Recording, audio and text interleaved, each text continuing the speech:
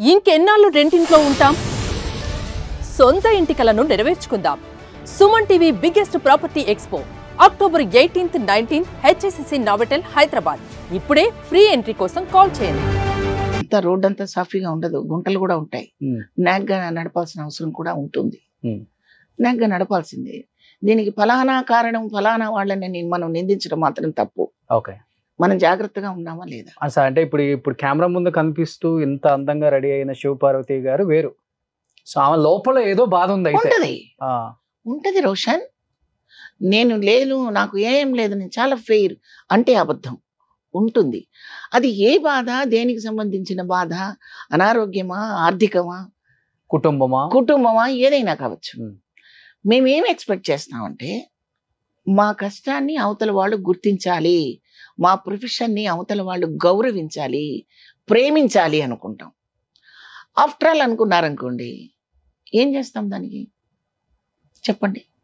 మా కన్నీళ్లను కూడా యాక్టింగ్ అనే పరిస్థితికి వచ్చారనుకోండి, ఏం చేస్తాం రోషన్ చెప్పండి?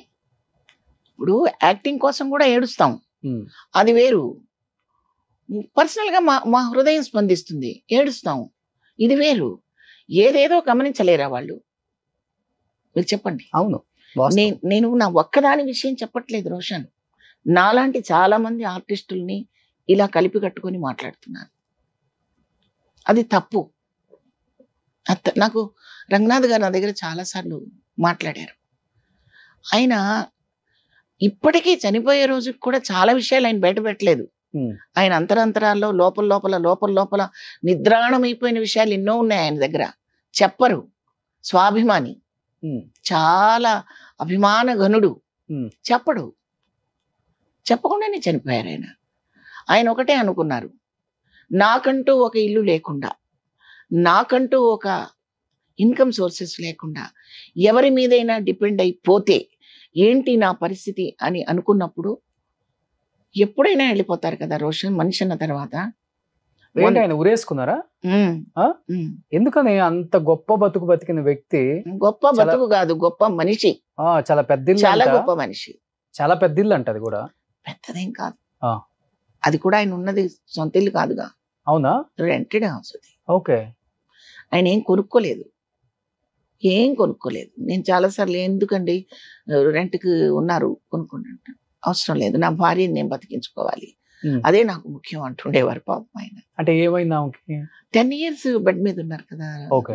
10 years 12 years ఆవిడ సిక్ అయిపోయి స్పైనల్ కార్డు దెబ్బతిని, అందరికీ తెలిసిన విషయం ఏది. సో ఉన్న ప్రాపర్టీ అంతా ఆమె కోసం, ఆమె హెల్త్ కోసం పెట్టారా? ఎక్కువ ఎక్స్పెన్సివ్ జోన్ లోకి వెళ్ళిపోయింది ఆవిడ హెల్త్ ఇష్యూ. మరి నేను ఇల్లు కట్టుకోవాలి, లేదా ఈ 10 లక్షలు దాచుకోవాలి, లేదా ఒక 50 లక్షలు దాచుకోవాలి అనుకుంటే ఆవిడని ఇంతకాలం ఆయన బతికించుకునేవాడు కాదు పాపం. ఎప్పుడో వెళ్ళిపోయిండేది. చాలా ప్రదేశాలకి ఆయన వ్యాన్లో ఆ ట్రాక్ అంతా ఎక్కించి, ఆ బెడ్ ఆవిడ పడుకున్న ట్రాక్ అంతా ఇలా ఎక్కించి అలా తీసుకొచ్చేవారు ఆయన కొన్ని చోట్లకి.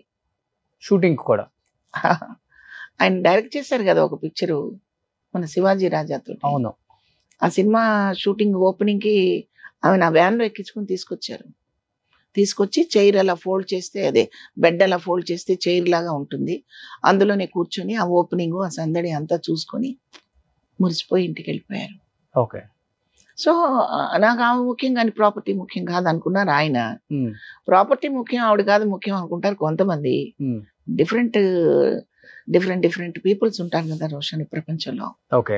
అది కొంచెం గమనికగా లేకపోతే మాత్రం ఎవరి పరిస్థితి అయినా అలాగే ఉంటుంది రోషన్. ఓకే, నాకు అనిపించింది.